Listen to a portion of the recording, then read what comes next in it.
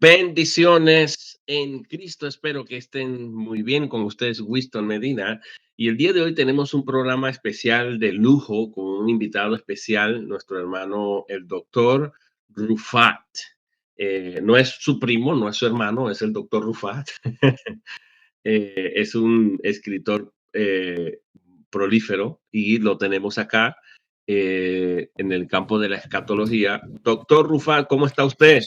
Ahora bien, hermano, gracias a Dios no podía conectarme, tengo problemas. Uso un teléfono para conectarme como cámara con un programa que creo que se llama Droidcam, pero Ujú. por alguna razón últimamente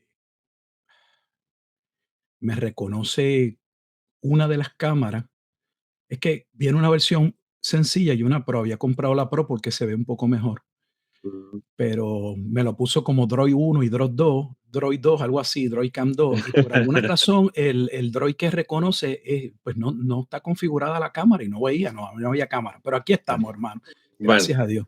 estamos en vivo. Aquí está la gente ya Oh, no sabía que esperando. estabas en vivo. Sí, yo estaba Y yo aquí. dando Oh, las expli llévalo. y yo No, dando no las importa. explicaciones. Está Es bien, está porque bien. estoy pasadito del tiempo, pero de todas maneras, bienvenido, doctor Rufat. Qué bueno tenerlo en medio de nosotros para responder una de esas grandes preguntas que nos hacemos en el campo de la escatología. Sí, Independientemente de la postura escatológica que la gente tenga, siempre va a tener problema con ese pasaje. sí. Y es la frase de Romanos 11:26 que dice, y así todo Israel, o Reina Valera dice, y luego todo Israel será salvo. Entonces, usted que ha interactuado más con este argumento, porque usted ha escrito su tesis en escatología en el libro de Apocalipsis, y pues se ha dedicado al estudio de estas corrientes, además que ha leído la patrística y ha visto toda la discusión y la evolución de la escatología a lo largo de la historia. Primero, preséntese y dígale a la gente quién es usted. Yo más o menos estoy hablando de usted. Yo creo que Muy mucha bien, gente en mi canal ya lo conoce. Antes muy de bien. que dilucidemos este tema, pero vamos a estar hablando, disertando sobre la base de Romanos capítulo 11, versículos 26 en su contexto y también su Muy bien. antecedente hebreo. Así que, doctor Rufa, adelante. Bueno, hermanos, para aquellos que no me conocen, mi nombre es Gilberto Miguel Rufat, soy oriundo o nací en San Juan, Puerto Rico. Hace ya unos años resido aquí en Estados Unidos, vivo en el estado de Texas, pastoreo la Iglesia Bíblica Jesucristo es el Señor junto al anciano Alex Martínez. Ahí estamos en la ciudad de Halton. Y por la gracia de Dios, pues nada, hemos estado estudiando lo que para mí era, lo he dicho en muchas ocasiones, mi talón de Aquiles. Se me hizo muy difícil en mis primeros años la interpretación del libro de Apocalipsis. La realidad es que las pocas veces que prediqué de este libro, no recuerdo nunca haber pasado el capítulo 6 y por lo general tenía que recurrir a comentaristas para poder tratar dichos capítulos porque no era algo que yo pudiera desarrollarlo solo.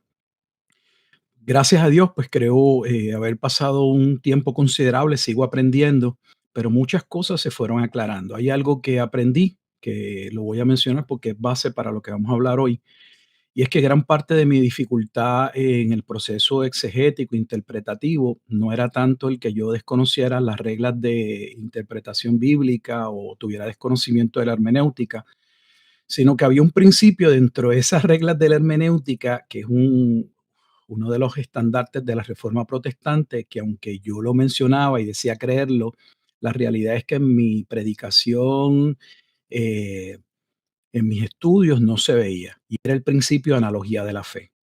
El sistema que yo había abrazado, que era el dispensacionalismo pretribulacional, la doctrina del rapto, que creo que la mayoría, pues ahí hemos comenzado, no me permitía o no había abierto espacio a estudiar con rigurosidad el Antiguo Testamento, porque ese propio sistema se encarga de hacer una división no solamente entre el pueblo de Israel y la iglesia, sino una división entre el antiguo pacto y el nuevo pacto, entendiéndose que el antiguo pacto son promesas que van dirigidas específicamente a Israel, y no es que pues no podamos aprender de ejemplos, aspectos de moralidad, entre muchos otros, pero proféticamente pues no era importante, pues se nos decía que éramos iglesias nuevo testamentarias y, y pensaba que con solo estudiar los 27 libros del Nuevo Testamento yo podía realmente entender bien.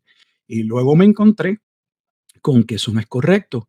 Si bien es cierto que el Nuevo Testamento es la luz, la máxima revelación de Dios y después de ello no hay nada, y lo creo con firmeza, no es menos cierto que las imágenes, que las ilustraciones, que el fundamento de lo que se está hablando en el Nuevo Testamento es el Antiguo Testamento. Entonces, mi desconocimiento del Antiguo Testamento no me permitía ver realmente cuáles eran los pasajes que se estaban tratando y por qué el Espíritu de Dios a través de el autor o del libro los está usando, en qué sentido. Y regresé, me di la oportunidad de regresar al Antiguo Testamento. No era que no lo leía, yo no sé cuántas veces he leído la Biblia, pero realmente leía, no estudiaba. Y me dediqué a estudiar el Antiguo Testamento y es lo que vengo haciendo y todavía continúo haciendo. Y mis ojos se empezaron a abrir en muchas formas y de muchas maneras y van a ver cómo nos ayuda el principio de analogía de la fe, que no es otra cosa que dejar que la escritura interprete la escritura. Hay pasajes difíciles, hay pasajes oscuros, y esos pasajes difíciles oscuros hayan su interpretación o hayan su luz en otro pasaje de la escritura. Eso es lo que estamos diciendo. Solo, solo tenemos que darnos el tiempo de seguir estudiando y de buscar dónde está esa luz, dónde está esa referencia, dónde está ese pasaje que explique esa parte de la escritura que no hemos podido comprender porque, bueno, pues nos falta conocimiento. Por lo general, pues no buscamos la base, el fundamento, dónde está la referencia, la alusión, sino que saltamos a conclusiones y empezamos con que yo creo, a mí me parece, esta es mi teoría, esta es mi tesis, esta es mi suposición y todo ese sinnúmero de palabras, que lo que terminamos diciendo con ello es que nuestra interpretación es subjetiva. Y tenemos un problema porque la escritura es clara. Pedro dijo que la escritura no es de interpretación privada y no fue él, fue el Espíritu de Dios, fue Dios mismo. Entonces, si la interpretación no es de interpretación privada, significa que el significado tiene que venir, tiene que provenir de la escritura.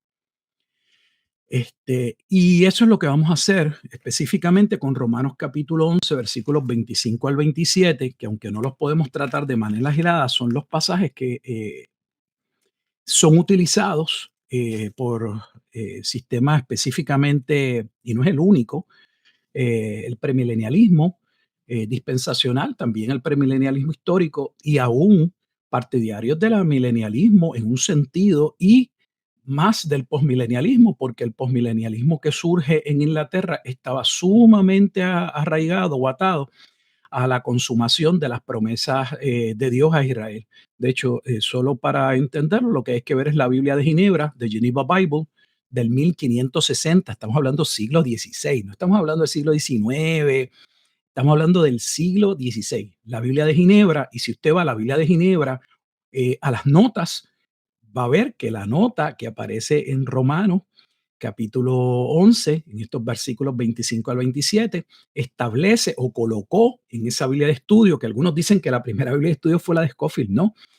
La Biblia con notas que sale y pone a Israel nuevamente como parte de la profecía, que tiene importancia, que todavía Dios no ha terminado con Israel, fue la Biblia de Ginebra. Y nuevamente estamos hablando del siglo XVI. Y ahí se establece o se interpreta el pasaje por la nota de que Dios no había terminado con Israel, solo había un endurecimiento en parte, viendo esa profecía todavía un futuro cumplimiento. Desde el punto en el que la Biblia de Ginebra es escrito, que es 1560. Desde el punto de vista de Pablo, vamos a ver que esa palabra o esa promesa también se aparece desarrollarse hacia un futuro. Pero un futuro ¿cómo? Un futuro tan lejano, sería un futuro inmediato o ya había tenido cumplimiento. ¿En qué sentido? Creo que lo primero, hermano Winston, es poner un poco de contexto, al menos del capítulo 11. De hecho, sería muy bueno todo el libro de Romanos, pero no tenemos tiempo y máxime que sé que tienes otros compromisos. Pero digo esto porque a veces también en el proceso de interpretativo, exegético, queremos llegar a un versículo, queremos llegar a un capítulo y entenderlo, pero ese capítulo, ese versículo no caen como un paracaidista de un avión.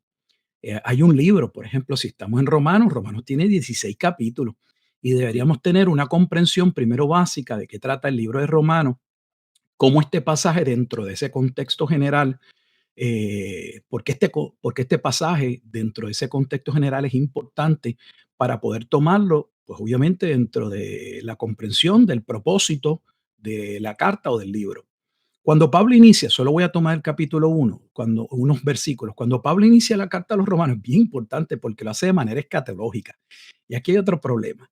es que la escatología siempre se ha postergado o como algo secundario, lejano, da problemas, nadie sabe. Pues yo no estoy seguro de eso. De hecho, si ustedes miran las últimas declaraciones de uno de los teólogos que a mi juicio personal yo considero respeto, aunque tengo diferencias en muchos aspectos, me refiero al Archie Sproul. Sproul decía, por ejemplo, que la dificultad en la escatología y en sus últimos años consistía en que requería, aunque era el último tema dentro de la teología sistemática, requería una comprensión de las otras sistemáticas, de las otras teologías dentro de la sistemática. ¿Por qué? Porque la escatología aborda la eclesiología, porque no es posible hablar de la escatología sino hablar de la cristología. No es posible abordar el tema de la escatología sin tocar la soteriología. O sea, realmente no se puede separar, teológicamente hablando, la soteriología de la escatología por una sencilla razón. ¿De qué trata la soteriología? La soteriología trata del soberano plan de Dios en la persona de Jesucristo. Cómo ese plan se iba a desarrollar, en qué momento, en qué tiempo, los que iban a ser salvos, por qué serían salvos y bla, bla. Pero ese no es el mismo plan del Mesías que viene a cumplir las profecías del Antiguo Testamento. Pues no lo podemos separar de la escatología. Ujú. El hecho de que la escatología tradicionalmente, simple y sencillamente por la expresión, hable o la palabra escatón o de donde sale la palabra escatología, eh, literalmente significa los últimos acontecimientos, no significa que la escatología es un salto al final, porque la escatología tiene que ver con la comprensión de ese soberano plan de Dios, cómo ese plan de Dios se va develando, se va cumpliendo, se va realizando. Nada más, como un ejemplo, eh, el preterismo parcial. El preterismo parcial entiende que hay una parte que se cumplió. Pues entonces el plan de Dios se va desarrollando y no podemos perder ese hilo conductor. Cuando Pablo escribe la carta a los romanos en el capítulo 1, inicia inmediatamente hablando de que Jesucristo, lo hace como Mateo en un sentido, que Jesucristo es el cumplimiento del evangelio prometido en el Antiguo Testamento, que ya esto es interesante, pero es otro tema. No el evangelio del Nuevo Testamento, el evangelio inicia en el Antiguo Testamento. Nuestras iglesias creen que el evangelio es del Nuevo Testamento. De ese evangelio prometido, y dice en el versículo 3 acerca de su Hijo, nuestro Señor Jesucristo, que es del linaje de David. Al decir que es del linaje de David, lo que Pablo está diciendo es que Jesucristo es el cumplimiento de aquella promesa de aquel rey davídico que se le da a David en Segunda de Samuel capítulo 7, donde claramente se le dice que un día después que él muera, en términos de la carne, vendría un rey, vendría un Mesías que tendría un reino eterno, que en la carne sería un descendiente de él, pero conforme a Dios sería su hijo. Y es a ese al que Dios le permitiría establecer un templo, porque David quiere hacerle un templo y él dice, yo no necesito un templo y tú tampoco me vas a hacer el templo, pero te voy a decir una cosa, y Dios se la manda a decir por el profeta, Dios proveerá un templo y ese templo de salvación es Cristo. Así que inicia hablando de ese evangelio que Dios había prometido y hace algo inmediatamente en el capítulo 1 maravilloso, que es que coloca que ese evangelio hablaba de una salvación por medio de la fe, una salvación por gracia por medio de la fe, pero esa salvación por gracia por medio de la fe estaban incluidos los gentiles, que ya crea un problema con el dispensacionalismo pretribulacionista, porque establece que los gentiles no estaban en el plan de Dios, que los gentiles no estaban en aquella promesa de Génesis capítulo 12, versículo 3, que realmente los gentiles vienen a ser añadidos por causa de que Israel rechaza a Dios, no compra la idea del reino de Jesucristo o entienden que él no puede ser el Mesías y ese rechazo es el que trae que Dios tenga una brecha o abra un espacio, una gracia para los gentiles. Nada más lejos de la verdad, los gentiles sí estaban en ese pacto en Génesis capítulo 12, 13 y hay un sinnúmero de pasajes del Nuevo Testamento para describirlo. Bueno, ¿por qué eso es importante? Porque entonces Pablo comienza a hablar acerca de que Dios lo ha llamado a predicar ese evangelio y que ese evangelio es poder de Dios y que ese evangelio es poder de Dios aun cuando el hombre en su estado natural, producto de la caída, se encuentra esclavo del pecado y donde están condenados todos, tanto judíos como no judíos, y donde los judíos no pueden reclamar ninguna preeminencia ni ninguna ventaja, porque la única ventaja que tendrían ellos sobre los gentiles es que habían sido depositarios de la revelación de Dios, de la ley de Dios, pero dicha ley de Dios ellos la habían rechazado, no habían visto el verdadero propósito de la ley, que era llevarlos a Cristo, que era mostrarles su pecaminosidad. Los judíos dicen que hay 613 mandamientos y esos 613 mandamientos cubren todas las áreas de la vida, en resumidas cuentas.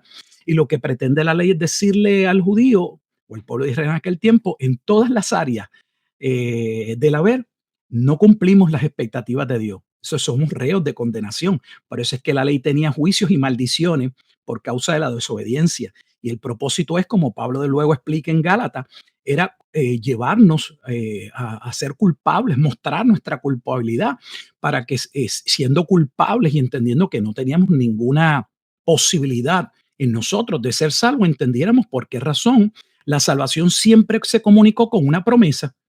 Si ustedes observan la salvación en términos del Nuevo Testamento, el eje que se usa para hablar soteriológicamente de cómo debemos ver la salvación no es Moisés, es Abraham.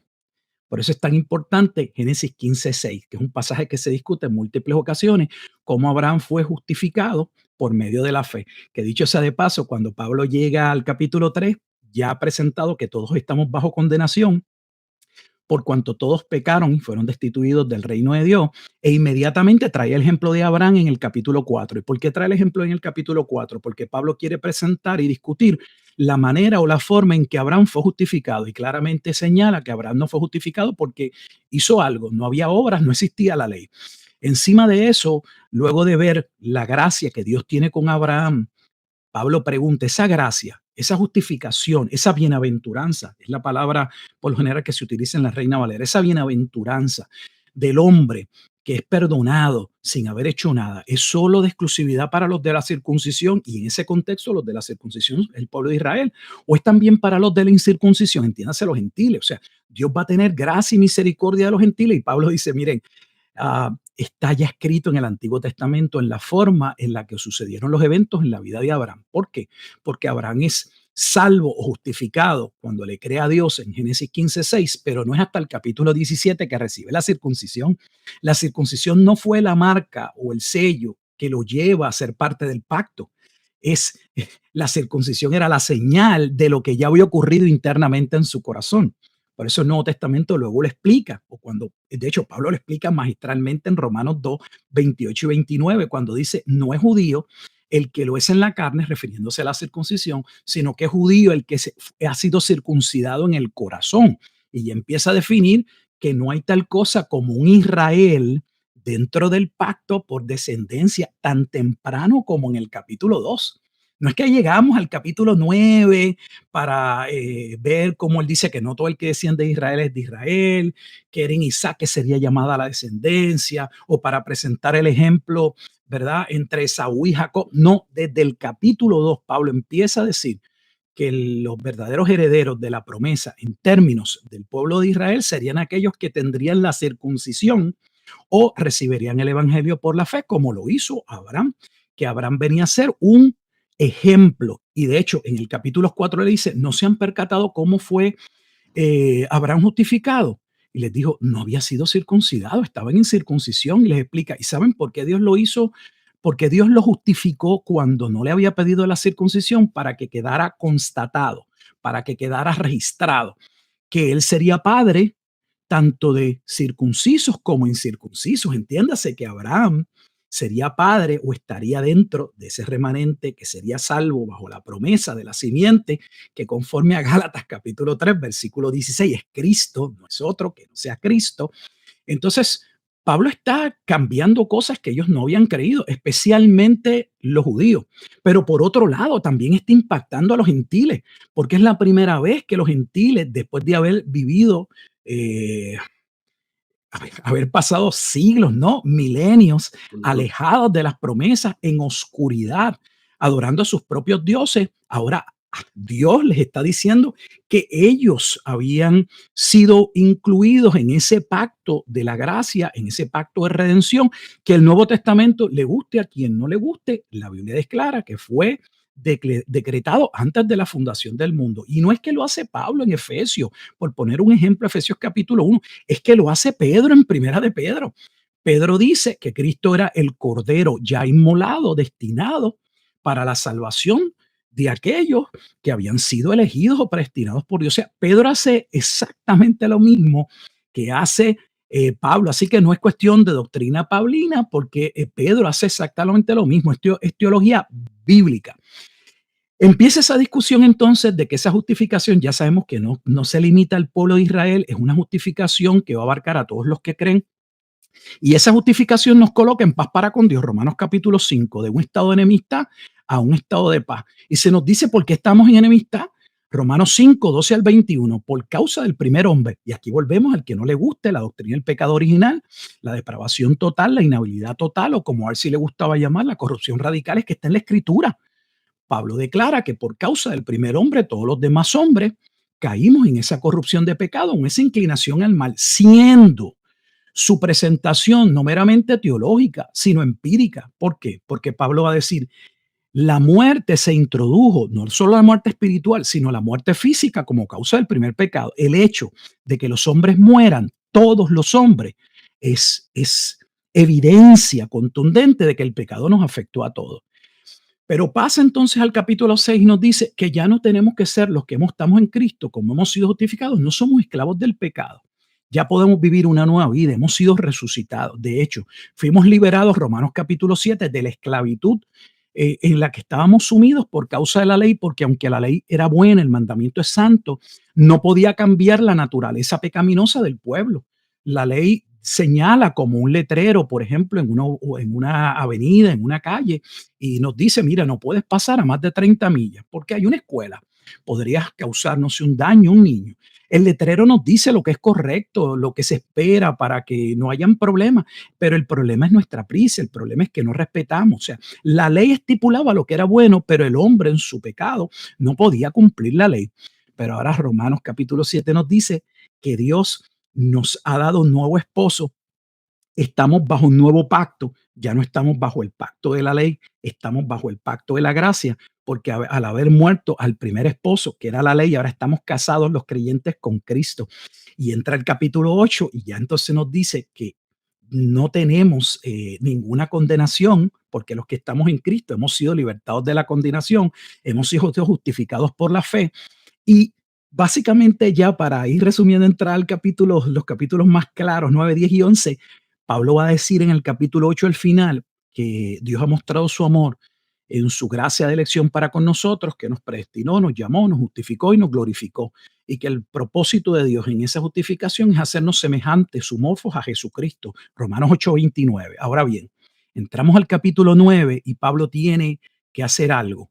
Tiene que contestar ¿en qué sentido los predestinados no se pierden? Pablo, tú terminaste el capítulo 9, claro, no estaba dividido por capítulos, pero para verlo en los capítulos que nosotros lo vemos. Pablo, tú acabas de mencionar en el capítulo 8 que los que han sido predestinados no hay nada que los pueda alejar, o sea, de Dios. No hay tribulación, no hay angustia, no hay muerte ni persecución. Si Israel había sido el pueblo de Dios y había sido elegido, había sido llamado por Dios, ¿cómo es posible que no esté participando del evangelio, que es el cumplimiento? Iniciaste tu carta de lo que había sido profetizado. Y ahí es que Pablo inicia en el capítulo 9 mucho más claro, estableciendo que el problema es que él, como el pueblo judío, habían creído que esas promesas eran de exclusividad judía. Y empieza a narrar y a decir, es que no todos los que descienden de Israel son de Israel, porque está estableciendo que la promesa nunca fue una promesa para una descendencia de carne, sino para todos los que como Abraham serían llamados a la fe. Y empieza a traer un sinnúmero de ejemplos. Y uno de los primeros ejemplos dice, mírenlo en Isaac. Dios no aceptó a Ismael. Abraham procuró que Dios bendijera a Ismael y Dios le dijo, no es un hijo que yo te voy a dar. Isaac es importante porque Isaac nace de manera sobrenatural, porque así nacen los hijos de Dios, son resucitados del estado de muerte y traídos a vida. O sea, la salvación es un milagro de la gracia de Dios. Por eso Isaac es importante como ejemplo de Dios detrás de la salvación. Pero le dice, mira, te lo voy a poner más claro, te lo voy a poner dentro del pueblo, porque en Ismael y en Isaac alguien puede decir, bueno, yo lo entiendo, porque Ismael era el hijo de la esclava, este, pero ¿y qué hacemos con Esaú y Jacob? O sea, son ambos hijos de Isaac, conforme a la carne, son descendientes de Abraham, entonces deberían ser ambos hijos del pacto. Pero la escritura claramente dice que no estarían los dos en el pacto, que solamente participaría del pacto por la gracia Jacob Israel y que Esaú no participaría de esa gracia. Entonces ahí trae un ejemplo contundente. Y luego dice, pero Esaú nos permite ver algo más. Nos permite ver no solo que todos los que descienden de Israel, no todos serían salvos conforme a la carne, sino también nos permite ver que Dios iba a juzgar a Israel, porque habrían descendientes de Israel que no solamente no serían llamados a misericordia, sino que serían castigados. Y ya van a ver por qué esta parte es importante para Romanos 11. Y ahí trae el ejemplo en Esaú del juicio de Dios, donde dice a Jacob amé, a Esaú aborrecí, y pasa a decir, pero no solamente lo hace con eh, descendientes de Abraham que no participarían conforme a la carne, podemos ver en los gentiles.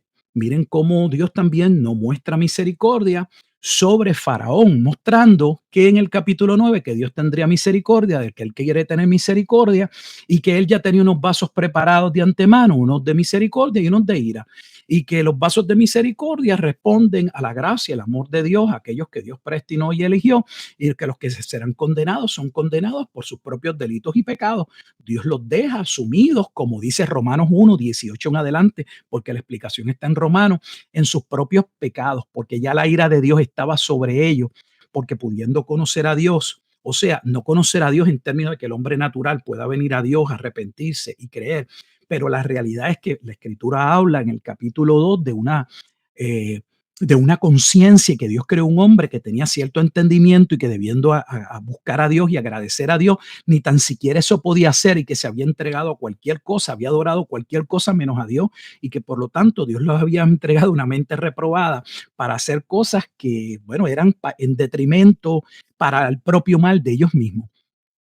Una vez terminamos ese capítulo 9, básicamente de esa manera, el capítulo 10 de Pablo es muy importante, porque el capítulo 10 ahora lo que nos va a decir es eh, que ese endurecimiento, ese Israel que en el tiempo de Pablo había rechazado a Cristo, había sido profetizado. Pablo inicia el capítulo 10 diciendo que él mismo ora por su pueblo, por sus hermanos conforme a la carne, y que él sabe que eh, son religiosos, pero no tienen conocimiento de Dios, porque queriendo ser justificados, dice, por medio de la ley, han rechazado la única forma en que el hombre puede ser justificado por Dios, que es por medio de Cristo, por medio de la fe. Y ahí pasa a mostrar que todo lo que estaba sucediendo era parte de lo que ya se había profetizado en el Antiguo Testamento. Por ejemplo, va a citar Deuteronomios capítulo 30, en Romanos capítulo 10, versículo 8, cuando habla, más que dice, cerca de ti está la palabra en tu boca y en tu corazón. Esta es la palabra de fe que predicamos, que si confesares con tu boca que Jesús es el Señor y creyeres en tu corazón que Dios le levantó a los muertos, serás salvo.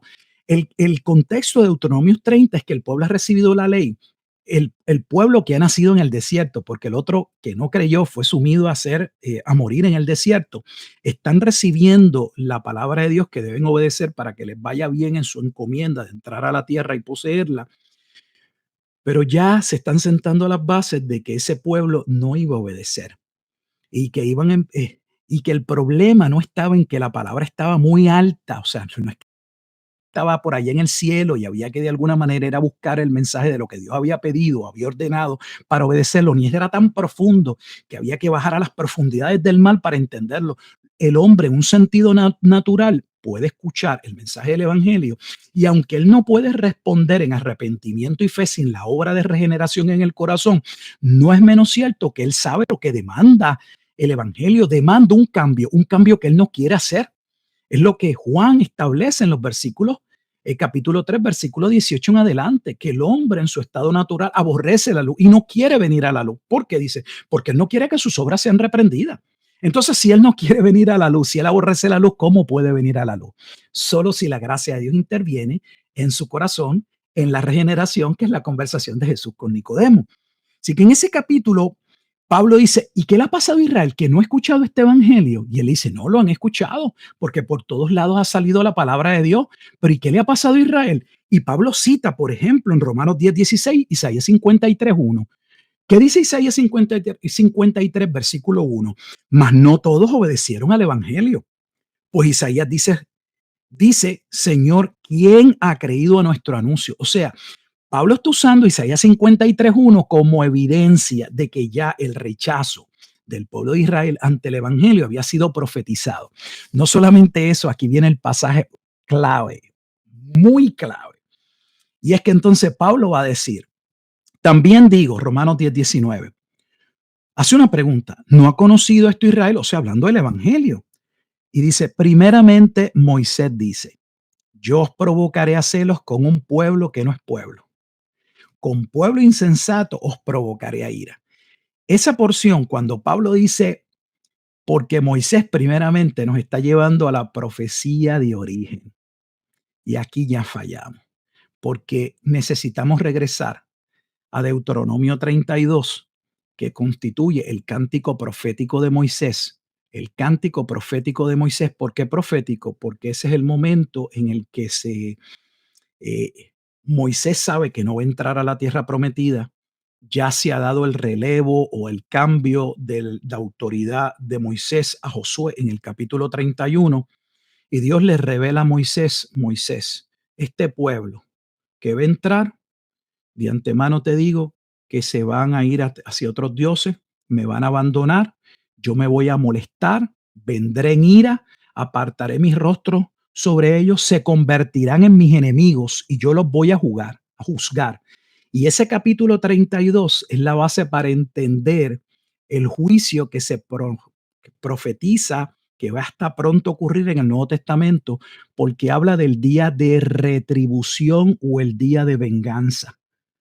Que de hecho, cuando en Lucas 21, no me quiero alejar, pero si vamos a Lucas 21, que no hay que hacerlo, usted va a ver que cuando Lucas está narrando el mismo acontecimiento de Mateo 24 o Marcos capítulo 13 con relación a el juicio que va a ocurrir en Jerusalén, dice, estos son los días de retribución para que se cumpla lo que fue dicho. Entonces, ¿dónde está esa retribución? Esa retribución o días de venganza es Deuteronomio capítulo 32, versículos 35 y 36. Dios vendría a juzgar a ese pueblo por toda la sangre derramada, por haber prevaricado, por haberse apartado del pacto, por violación del pacto, los iba duramente a juzgar. Pero noten que aquí hay una palabra importante: yo os provocaré a celos. ¿Cómo que a celos? Eso es Deuteronomio capítulo 32, versículo 21. Apúntalo porque es importante.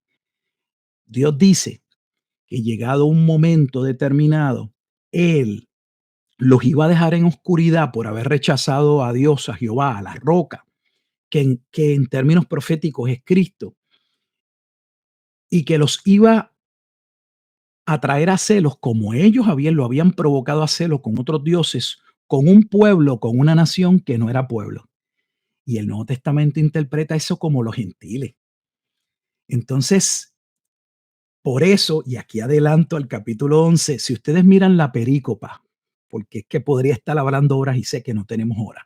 Si ustedes miran la perícopa, el encabezado del capítulo 11, en el versículo 11, y ya estamos llegando, 11:11, mi Biblia. Recuerden que estas perícopas fueron añadidas, no forman parte, ¿verdad?, del manuscrito original, pero en ocasiones ciertamente nos ayudan a saber más o menos de qué trata, cuál es el tema que se va a abordar en esa porción que vamos a estar leyendo. En mi caso, estoy leyendo Reina Valera, dice la salvación de los gentiles. La salvación de los gentiles es la perícopa que tiene mi Biblia en Romanos 11:11. Y vean que va a volver a salir el tema del cántico profético y que Dios está provocando a celos a Israel. Mire el 11, dice, digo pues, ¿han tropezado los de Israel para que cayesen? En ninguna manera, pero por su transgresión vino la salvación a los gentiles para provocarlos a celos. O sea, Pablo está diciendo que lo que estaba pasando no solamente había sido profetizado, sino que era necesario porque Dios estaba utilizando ese endurecimiento de Israel, como lo explica en el mismo capítulo 11 en los versículos anteriores. Solo mire, demuestra el versículo 8, como está escrito, Dios les dio espíritu de estupor y ojos con que no vean y oídos con que no oigan hasta el día de hoy. O sea, que eso es parte de la narración y del contexto, pero le dice, Dios lo hizo de esa manera para provocarlos a celos y ahora no está diciendo con quién. esa nación o ese pueblo que ya estaba profetizado serían entonces naciones gentiles, que llegado el momento el evangelio se dirigiría principalmente a los gentiles, mientras Israel permanecería en endurecimiento como castigo de Dios por la violación del pacto. Los versículos 25 al 27 son en sí una reprimenda a los gentiles que han creído, que son parte de la iglesia, que han sido unidos al verdadero olivo, y el olivo no es Israel, el olivo es Cristo. Eh, de que no asumieran, no tomaran la misma actitud que había tomado Israel en el Antiguo Testamento, de creer que eran los únicos niños de Dios y que eran los únicos que contaban con la gracia de Dios, y que Dios no se interesaba en otros pueblos o naciones. Le dice, ustedes están tomando contra Israel. Parece que había de alguna forma entre los gentiles, al ver el rechazo del pueblo de Israel, se creó algún tipo de animosidad sobre el pueblo. Y Pablo va a decirle, cuidado, porque Dios no ha terminado con Israel. Hay algo que todavía falta por ocurrir. Y entonces menciona en el capítulo 11, versículo 26, la expresión que ha causado gran revuelo, y luego todo Israel será salvo, como está escrito, vendrá de Sión el libertador que apartará de Jacob la impiedad. Mire, yo pude haberle dicho en el primer minuto de nuestra conversación que todo Israel no puede ser todo Israel. ¿Por qué? Por una sencilla, pero sencillísima razón. Y mire la razón que les voy a dar. Es irrefutable e innegable. No la pueden negar. ¿Cuál es? Para empezar, Pablo está citando la Escritura. Entonces, si está citando la Escritura, lo propio, ¿ven por qué dije que yo había regresado al Antiguo Testamento? Lo propio no es tratar de tomar ese versículo y tratar de entenderlo sin primero ir al pasaje de referencia.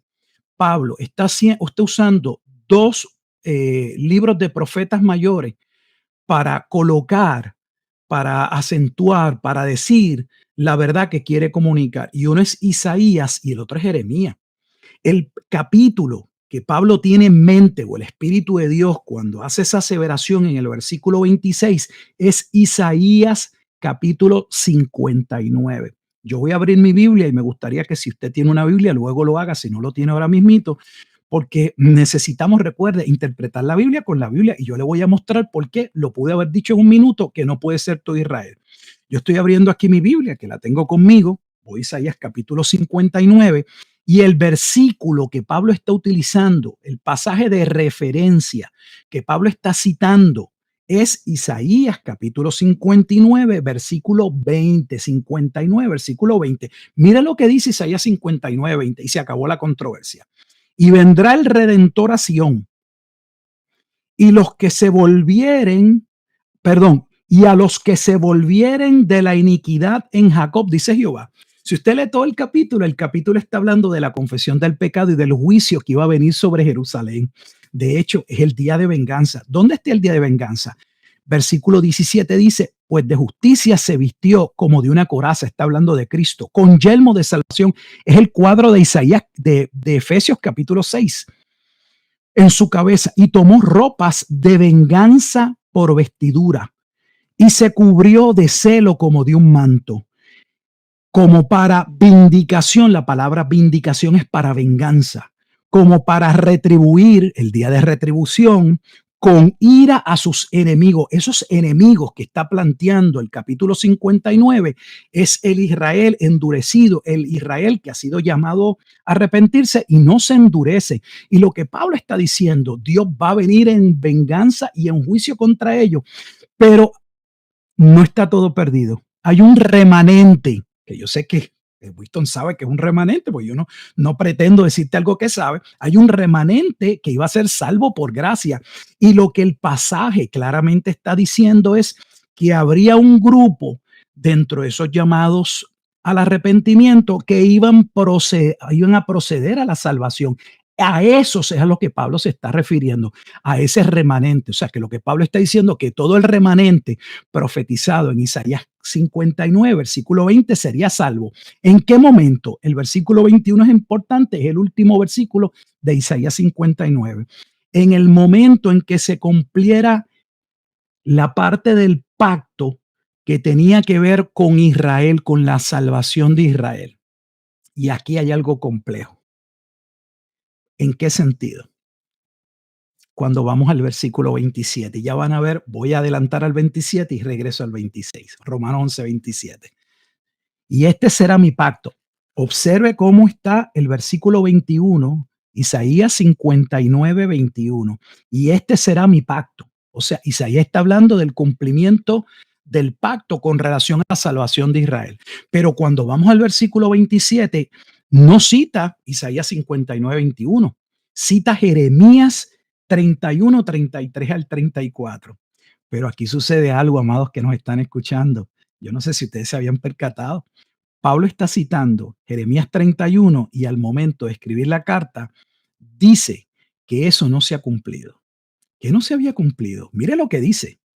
Y este será mi pacto con ellos cuando yo quite sus pecados. ¿Cómo que cuando Dios quitara sus pecados? Miren la contradicción, que no hay contradicción en la Biblia. La contradicción que se forma cuando uno no interpreta los pasajes con la luz de la Escritura y empieza a teorizar, a inventar, a suponer, a mí me parece, a mí me dijeron, esta es mi tesis, no. ¿Qué sucede?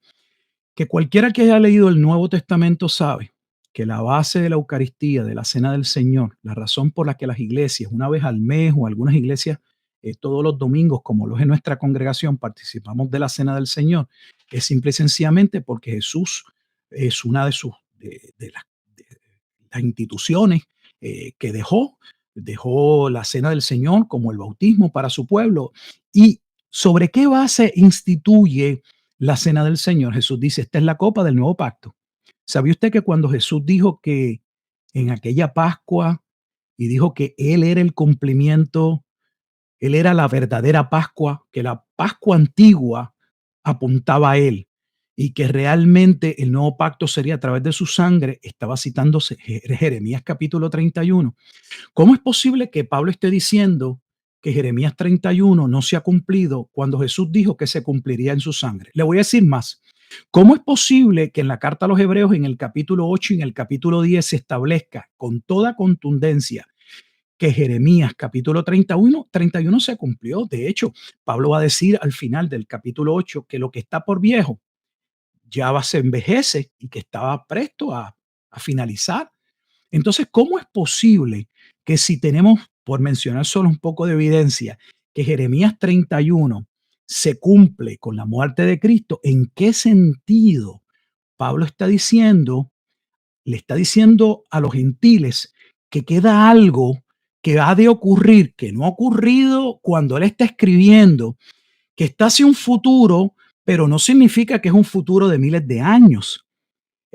Era el momento en el que Israel, llegado el momento del juicio, una parte de ellos sería llamado a salvación.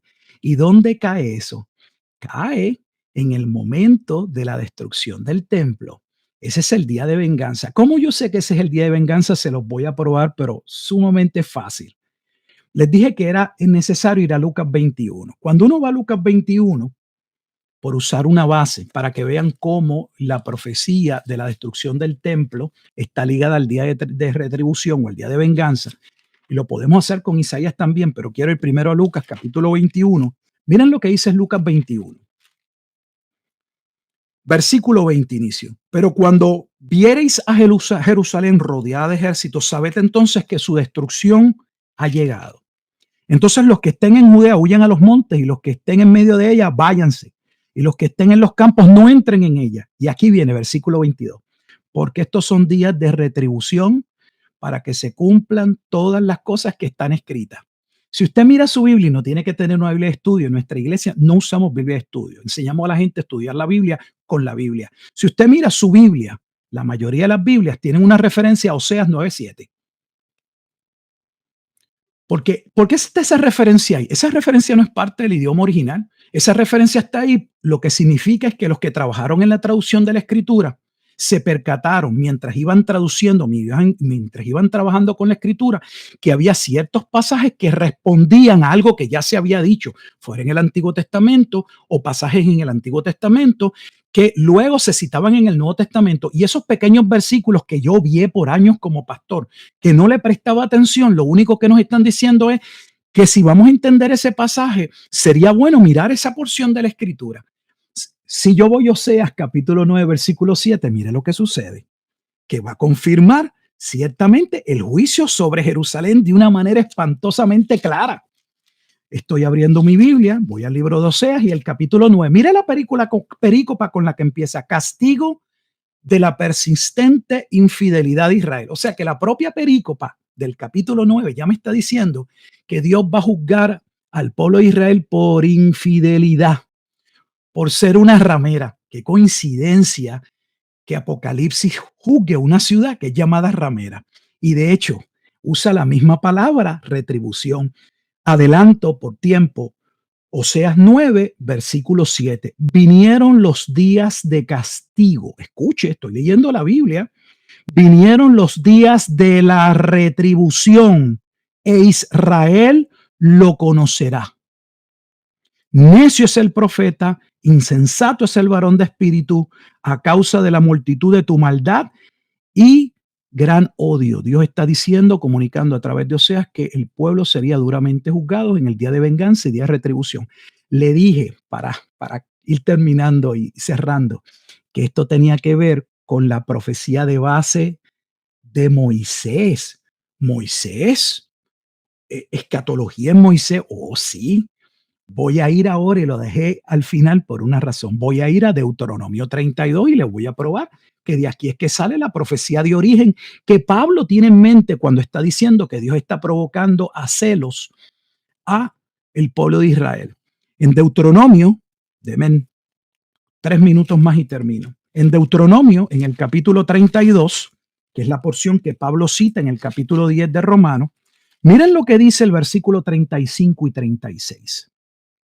Mía es la venganza y la retribución. Vuelve a usar el mismo término.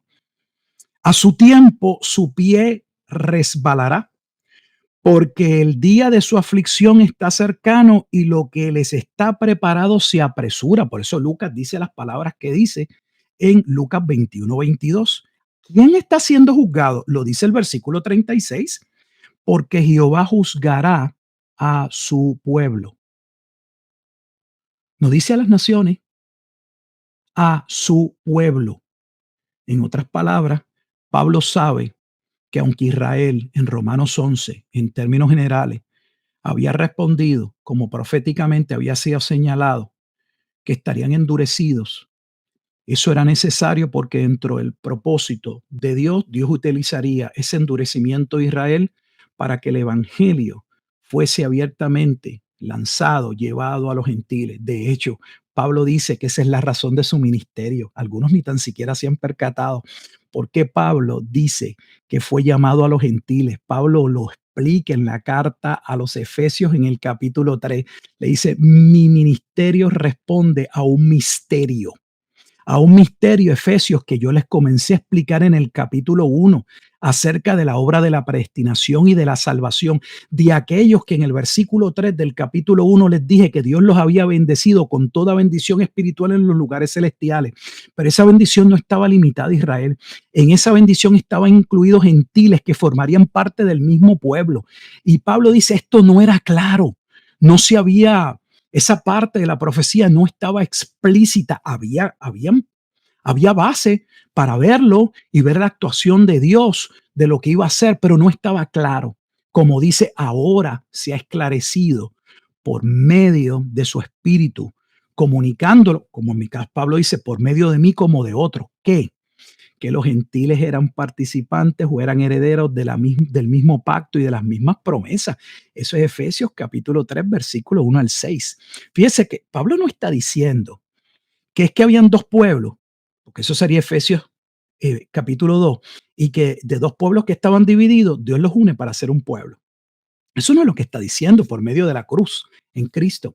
Pablo ahora está diciendo, está yendo más allá. No se trata de que los gentiles puedan ser reconciliados dentro de ese pueblo por lo que Cristo hizo en la cruz. Es que lo que hizo Cristo en la cruz, Pablo va a decir en el capítulo 3, es ese misterio Dios no lo había revelado, pero él tendría su momento en que los gentiles, que también fueron que también fueron elegidos o predestinados, responderían. Por eso es que Pablo termina en el capítulo 11 diciendo, wow, ¿quién hubiese entendido la profundidad de este plan de Dios? ¿Cómo Dios tendría misericordia primero de Israel mientras dejaría en oscuridad a los gentiles para luego juzgar a Israel y tener misericordia de los gentiles para que entonces ambos recibiesen en aquel tiempo el llamado a salvación y viniesen a formar ese solo pueblo que Dios predestinó antes de la fundación del mundo? Entonces, resumo.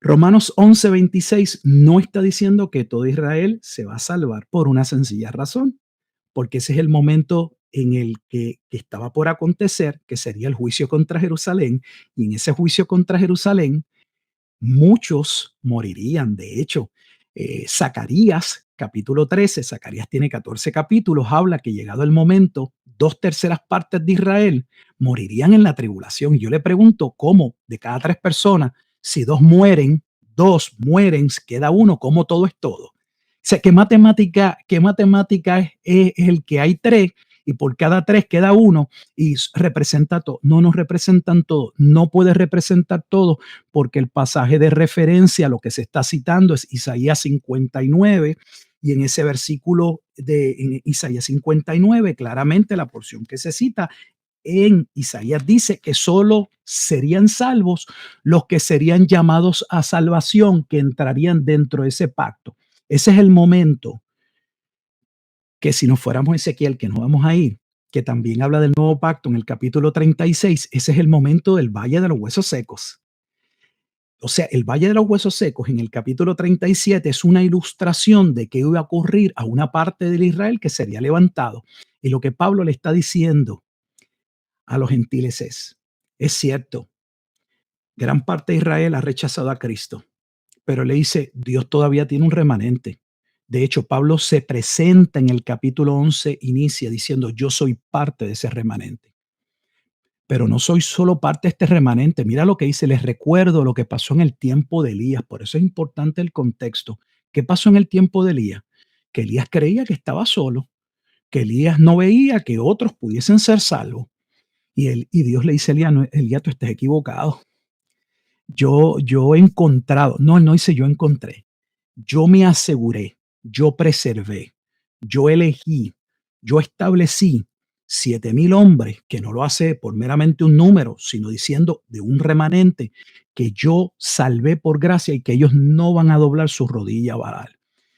Y Pablo está en espera de que, llegado el momento del juicio contra Israel, habría un remanente que creería que ese es el remanente que en Apocalipsis capítulo 7 y capítulo 14 conforman los 144,000. Ahora usted entiende por qué habla de 144,000 y la importancia es que dice de las 12 tribus. ¿Por qué de las 12 tribus? Y sé que he dicho 1000 veces que finalizo, Winston, y ahora me callo. Es que tengo tanto que decir y en poco tiempo, y me callo ahora. ¿Por qué? Porque Adelante, una vez se adelante. concluye la visión de la profecía del Valle de los Huesos Secos, Dios le muestra a Ezequiel que la división del reino de Israel, que se fractura alrededor de 930 años antes de Cristo, con Roboán y Jeroboam, esa lucha, esa tensión nunca se arregló, nunca, nunca. Esa casa quedó dividida en una enemistad increíble. Pero Dios dice que cuando llegara el Mesías, el palo de Efraín, representando a las tribus del norte, el palo de Efraín y el palo de Judá volverían a ser un solo palo en el Señor. Serían un solo pueblo. O sea, que lo que está diciendo es que en esa resurrección, o dentro de ese momento en que Dios actuaría para salvar conforme al pacto que había hecho, porque dentro del pacto, aunque el pacto lo vemos como la regeneración, la salvación en Cristo, es cierto, no es menos cierto, que es mi punto, que dentro de esa regeneración había un aspecto particular que debía cumplirse con el pueblo de Israel, no sobre todos, sobre un remanente que sería llamado. Y lo que Pablo sabe es que ese momento va a llegar y le está diciendo a los gentiles, cuidado, Dios no ha terminado. Todavía hay una parte del pueblo que, llegado el momento, van a venir a salvación. Y les recuerda entonces, eh, mejor mírense a sí mismos, continúen caminando con firmeza para que ustedes puedan demostrar no solamente la fe con la boca, sino el que han sido llamados por la perseverancia. Porque si no, de la misma forma en que ellos fueron quitados, ustedes que son solo de boca también serán quitados. Entonces, ese es el contexto por qué Pablo va a mencionar en el capítulo 11, versículo 27, que Jeremías no se ha cumplido. Eso es una gran... Si yo fuera un ateo, ese sería uno de los pasajes para yo usar para destruir el evangelio. Y con todo respeto, yo no he visto a casi nadie abordar el tema con relación a lo que está diciendo ahí. Porque uno puede hacer marionetas y hacer, no sé, marionetas no, hacer malabares, es la palabra, para tratar de cambiar lo que dice. Pero Pablo realmente está diciendo que hay algo que va a ocurrir. De hecho, no solamente dice que hay algo que va a ocurrir, le dice es que tiene que ocurrir. Y dice la razón, porque Dios hizo una promesa y la promesa de Dios, lo que Dios estableció, tiene que cumplirse. ¿Qué era lo que tenía que cumplirse? ¿Que todo Israel como nación se iba a salvar? No. Repito y concluyo, que cuando llegara el momento del juicio, que no era muy distante, ocurriría, iniciaría en el año 66 la situación judío-romana que escalaría hasta la destrucción del templo en el 70. Que antes de ese juicio duro, Dios todavía habría de sellar, como lo hizo en el tiempo del profeta Ezequiel. Solo lea los capítulos del 8 al 11, cómo Dios presenta la idolatría, la inmoralidad que se llevaba a cabo en el templo, cómo la gloria de Dios se apartaría del templo para la destrucción, pero antes de la destrucción, Dios dice hay que sellar a los que son míos. Y esos que son sellados en la destrucción del segundo templo están marcados que tenían que mostrarse que lo que Dios había dicho en el Antiguo Testamento se iba a cumplir. Y eso es lo que está sucediendo. Hay un solo olivo, hay un solo pueblo. No importa si las ramas que estaban antes o las otras se colocaron, el olivo es Cristo y la salvación es una en Cristo. Pero no está hablando de que todo Israel sería salvo. No se puede hablar de que todo Israel sería salvo porque el contexto no lo permite. El pasaje de referencia es Isaías capítulo 59 y el pasaje lo que está diciendo simple y sencillamente es que llegado ese momento habrían algunos que creerían y que los que creerían, esos que Dios dejó, serían salvos. ¿Cuándo? Romanos 11:27, cuando el pacto conforme a Jeremías, ese momento en que Dios resucitaría una parte del pueblo, llegase a su conclusión. Eso es todo. Perdona que me haya tomado todo este tiempo. Ahí por Perfecto, encima. buenísimo. Ahí Yo por tengo encima. una pregunta, Sí, seguro, escucho. y hay tres preguntitas que vamos a sacar para que usted lidie con ellas de forma breve para que Claro. cerremos esto con broche de oro. Usted ha Muy bien. citado Lucas capítulo 21, Sí, versículo 20 en adelante, sí, y hay una porción que dice, y caerán a filo de espada y serán sí, llevados cautivos a todas las naciones, sí, y Jerusalén será hollada por los gentiles sí. hasta que los tiempos de los gentiles se cumplan. Ahí se usa la misma frase La que está plenitud de los en gentiles. Romanos capítulo 11, 26, la pregunta 25 al 27, la pregunta para usted sería, cuando Pablo hace esta declaración, no está hablando escatológicamente hacia el futuro que todavía no se ha cumplido, sino a la destrucción de Jerusalén, que es el tiempo de la plenitud de los gentiles. ¿Eso es lo que quiere decir el texto? De hecho, déjame decirte dos cosas. Cuando Pablo está escribiendo de algo que va a pasar en el futuro. Yo lo que estoy diciendo es, eso era un futuro que todavía sigue siendo futuro. Yo lo que estoy diciendo es, era un futuro en términos de, en el momento en que se redacta la carta, pero era un futuro que casi sería inmediato, sería unos años para que esto se completara. O sea que desde nuestro punto, eso ya sucedió. Es lo que estoy diciendo, no es futuro. ¿Por qué se usa el término de la plenitud de los gentiles? Cuando yo abordé este tema hace unos años atrás, de hecho escribí un libro que se llama La futura restauración de Israel. Luego de haber escrito un comentario a los romanos, me dediqué solo a estudiar Romanos capítulo 11. habiendo escrito o habiendo estudiado el libro de Daniel y habiendo escrito un libro sobre la profecía de las 70 semanas, yo sabía de dónde venía el término la plenitud de los gentiles. La plenitud de los gentiles no es, con todo respeto, lo que la mayoría dice, que eso significa, que es un significado que le damos porque no lo pueden probar por un versículo, que la plenitud de los gentiles que debe ser que son todos los gentiles que van a ser salvos. Y que cuando entran todos los gentiles que van a ser salvos, Dios va a volver a tener misericordia. No, eso no, la plenitud de los gentiles tiene que ver de nuevo con el juicio que vendría contra Jerusalén. Mateo 24, Lucas 21, y un paso atrás. Lucas 21 es Mateo 24 y es Marcos 13. Es lo mismo, diferentes evangelios narrando el mismo evento. Pero ¿qué evento están narrando? Mateo nos ayuda. Mateo 24:15 dice que lo que ellos están narrando fue la profecía de la abominación de desolación que habló el profeta Daniel. Eso es Mateo 24:15. Es innegable, ahí lo dice. Eso mismo dice, yo no estoy diciendo nada nuevo. Esto que yo estoy narrando fue lo que ya Daniel habló.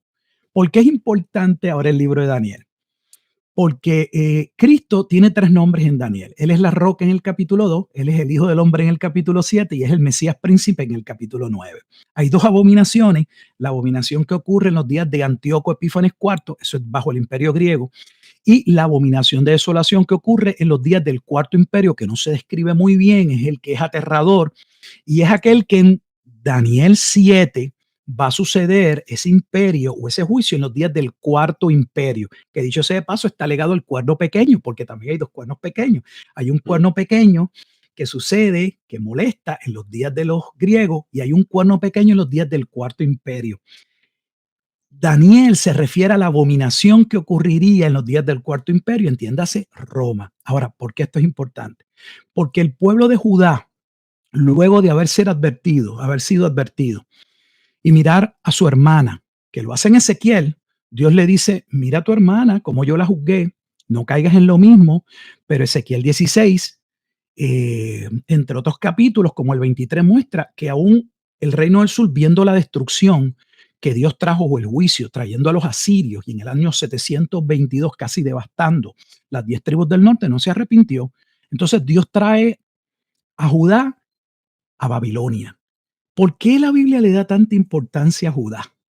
No se han puesto a percatar porque hay un Israel completo y como que no se le da casi importancia luego a las 10 tribus. Sabemos que las 10 tribus son importantes y deben regresar de alguna manera y forman parte de cuando llegue el Mesías para salvación, pero el centro es Judá. ¿Por qué el centro es Judá? Bueno, eso viene de Génesis, porque en Génesis se establece que la simiente sobre la que vendría salvación sería de Judá. Ese es Génesis capítulo 49, versículo 10. El Mesías vendría de Judá. Por eso es que Dios provee una gracia o cubre o no destruye totalmente a Judá, porque ese es el pueblo conforme a la carne del cual vendría el Mesías. ¿Qué pasa? Y aquí va la contestación. Ese pueblo estaría sumido en la plenitud de los gentiles, o sea, que hasta el día en que Dios formara el reino y viniera la piedra y estableciera aquel monte, estarían bajo diferentes imperios. O sea, la plenitud de los gentiles lo que ubica es el tiempo de dominación gentil en que Judá estaría sumido hasta el momento en que sería liberado no de Roma, porque el problema no era Roma, era su pecado, hasta el momento en que Dios hiciese su obra en Cristo y estableciese aquel templo de salvación que no podría ser destruido por los romanos, que no se limitaba a un área geográfica como era en Jerusalén, y al cual podrían abarcar y venir personas y adorar de todas las partes de la tierra, porque no era un templo físico. Todo en el Antiguo Testamento apuntaba a la obra de Cristo, como se establece, por ejemplo, en Hebreos 4, cuando se habla de la tierra prometida y dice que el día de reposo, la tierra prometida, era Cristo. Pero los judíos pensaban que su tierra de reposo era Canaán. Y Dios le dice, no, Canaán representa algo más, representa estamos completos en Cristo. Cristo es nuestra tierra, Él es el templo, Él es el sacrificio, Él es el sumo sacerdote, Él es todo. Entonces la plenitud de los gentiles proféticamente era el tiempo en el que el pueblo de Judá, del cual vendría el Mesías, estaría sujetos, pasarían de dominio gentil en dominio gentil, hasta el momento en que iba a aparecer el Mesías tenía que aparecer en los días del Cuarto Imperio, y esa es la razón de la importancia de por qué, entre otras, cuando vemos por qué Jesús se asigna, utiliza para sí una y otra vez, yo soy el Hijo del Hombre. Muchos teólogos, lamentablemente, como no estudian la escatología, lo único que estudian son otras ramas, lo único que básicamente hablan, que eso es, habla de pues, su aspecto de la carne, su encarnación, que era un que sí, que nació, o sea, se encarnó, nació, eh, fue concebido en un sentido, obviamente Dios no es concebido, sino que se le prepara y ahí nace. O sea, es que es un misterio, ¿no? No se puede realmente abordarle. Ahora el misterio de la encarnación. Y de eso se trata la plenitud de las gentiles. Del momento en que llegado ese tiempo, se formaría un reino que ya no se podría parar, un reino que abarcaría y que libraría a los hombres del dominio de otros pueblos gentiles. Y no solamente del dominio de esos pueblos gentiles, porque acabo de decir que los gentiles estaban en la profecía para salvación, sino que esos mismos pueblos que los habían subyugado, muchos de ellos serían llamados a salvación y vendrían a ser parte del verdadero Israel. Por eso en la profecía antiguo testamentaria se mencionaba, por ejemplo, que Egipto vendría a adorar y muchos de ellos vendrían a ser parte de ese pueblo porque serían llamados a salvación. Así que en mi interpretación, usando el principio analogía de la fe, que es lo que hago con la iglesia, buscando dónde en la escritura está el pasaje, y no el pasaje que uno quiera buscar, porque si ustedes miran, yo no estoy citando pasajes que para usarlos para, pues bueno, se habla de una camisa y yo quiero que sea color rojo y busco cualquier área que diga color rojo y digo, mira, aquí está el color. No, eso no es lo que estamos haciendo. Yo le aseguro que todos los pasajes que yo he citado, si usted mira el contexto, están hablando exactamente de lo mismo. Lo que estoy haciendo es uso del principio de analogía de la fe que surge en la Reforma, que debería ser nuestro estándar de interpretación, pero que se ha quedado en un eslogan, en un meme, en una frase, pero no se lleva a la realidad. Ha sido sustituido por comentaristas, por pastores, por supuestos eruditos, cuando deberíamos enseñar a la gente a cómo estudiar la escritura y a poder ver en la escritura dónde está la luz que requerimos, que necesitamos. ¿Para qué? Para que eso suceda. Por eso es que desde el capítulo 2 de Daniel se habla de esa estatua, por eso la importancia de la estatua. Cuando, cuando Nabucodonosor tiene el sueño, Dios le revela a través de Daniel a Nabucodonosor. Daniel le dice, tú estabas buscando mirar hacia el futuro y Dios te permitió ver lo que iba a suceder. Y Dios le estaba mostrando esa plenitud de dominio de diferentes naciones de los gentiles hacia un futuro. Pasaría a Babilonia, los medos y eh, los persas serían los que finalmente iban a dominar, los medos saldrían a un lado, quedaría el imperio griego, ya ves cómo se describe que Alejandro moriría en temprano, el reino se dividiría, quedarían cuatro, pero de cuatro solo dos se convertirían en potencias, lucharían los Ptolomeos, la casa de la Seleucida, y cómo finalmente se levantaría aquella última bestia que le haría la guerra a los santos. Eso es Daniel 7, que dicho sea de paso, esas bestias de Daniel 7 son las mismas bestias que se hace mención en Apocalipsis capítulo 13. Si usted va a Apocalipsis capítulo 13, la descripción de la bestia que sale del mar es exactamente la misma descripción de las cuatro bestias que Daniel ve en el capítulo 7. Eso es usar el principio de analogía de la fe y permitir que sea la escritura que interprete la escritura, porque entonces no se trata de lo que yo creo, de lo que yo opino, sino de poner el contexto y dejar que la Biblia le dé el significado. Qué bueno, excelente, muy ilustrador y muy interesante esa perspectiva. No lo había tomado en cuenta yo de esa manera, especialmente cuando vamos a esa frase de la plenitud de los gentiles, ni siquiera me pasaba por la mente que se refería a los imperios hasta que Cristo muriera y la destrucción de Jerusalén, y eso no tenía eso en mente yo, pero bueno, buenísimo, porque para eso estamos aquí, para dilucidar estas dudas. Aquí hay una pregunta de David que Escucho. dice, David, sí, vamos a sacar unas dos preguntas más y les pido disculpas a la audiencia. Hay varias preguntas, pero no tengo tiempo. Tengo un Sí, ensayo sí, sí, yo pronto sé, y yo sé. necesito arreglarme para eso. Sí. Dice, ¿es posible que dentro de la masa judía étnica haya al menos un 2% de escogidos para salvación? Hermano, yo no sé qué por ciento no haya sea. Y tampoco estamos diciendo, fíjese que por si acaso, no estamos diciendo que después de la destrucción de Jerusalén no puedan haber judíos que no sean salvos. De hecho, yo creo que la iglesia tiene la responsabilidad de predicarle a esos que se creen parte del pueblo de Dios y claramente no lo son. Si hay algo que establece la carta a los romanos como otra, pero ya que estábamos en Romanos, es que no hay posibilidad de salvación sin Cristo. Yo de verdad, a mí me preocupa grandemente, hermano, cómo una gran parte de la iglesia puede creer y contradecirse. Lo interesante es que se contradicen ellos mismos. Mire, yo estoy seguro, pongo mi cabeza en un picador, que yo entro a cualquier iglesia en Centroamérica, en Suramérica, y les pregunto, le hago esta pregunta: ¿puede haber salvación sin Cristo? ¿Puede alguien ser creyente sin venir a Cristo en arrepentimiento y fe? Y me van a contestar que no.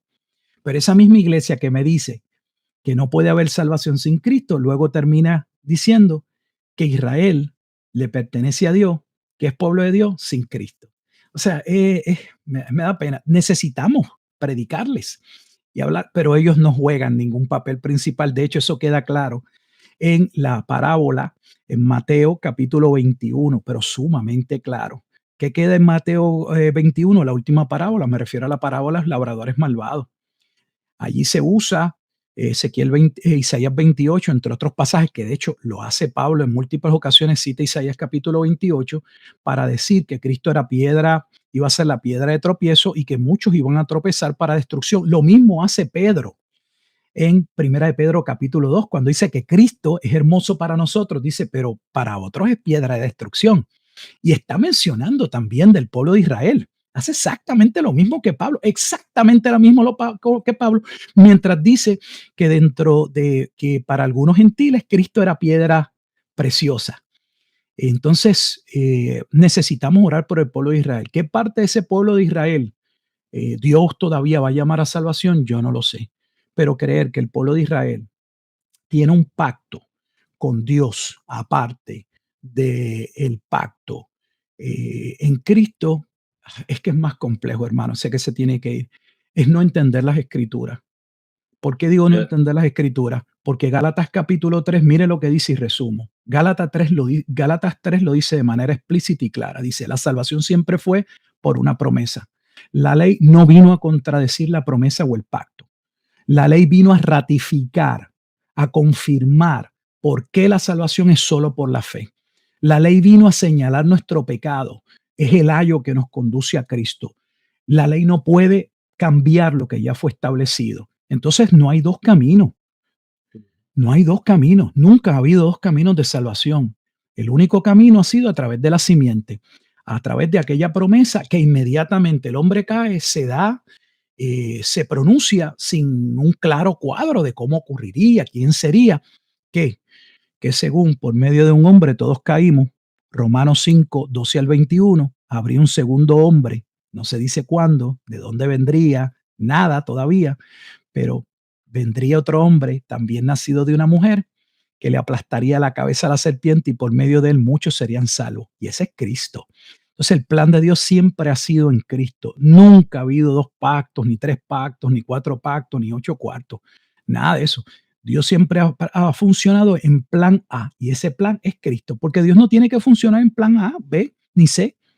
Nosotros sí, porque nosotros nos fallan, nosotros nos preparamos y creemos que va a funcionar. Y decimos, bueno, si llueve, pues tengo que tener unas carpas, o si pasa esto y se me llena la iglesia, pues déjame tener este lado porque puedo aquí poner algunas sillas en este otro lado. Y hacemos planes de contingencia para diferentes situaciones que nosotros no hemos previsto o que preveemos, pero que tal vez no van a suceder. Oiga, ujú. Dios no funciona así. Dios tiene todo el cuadro completo y les voy a decir más. No tiene todo el cuadro porque Él lo ve y porque Él es omnisciente.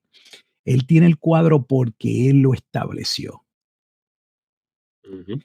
¿No te gusta? Eso es lo que enseña la Escritura. De hecho, yo no entiendo a los evangélicos de hoy. Y aquí finalizo. Les molesta que hablemos de la predestinación. Les molesta que hablemos de la elección cuando está en la Escritura, pero ellos creen que Israel es el pueblo elegido por Dios. Oye, Winston, en mi país decimos, uno se peina el pelo, se hace rolo, porque las dos cosas uno no se las puede hacer.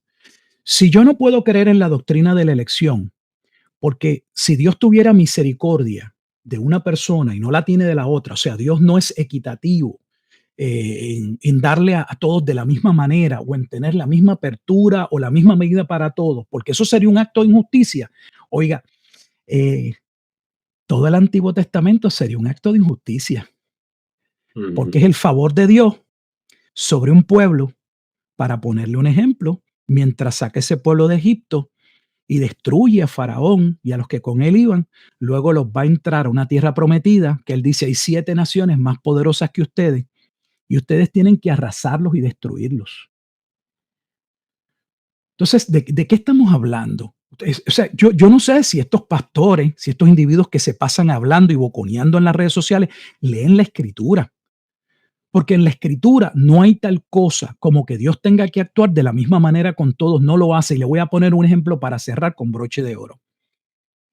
Yo estoy seguro que muchas de nuestras iglesias podrían morir el domingo Ananías y Zafira.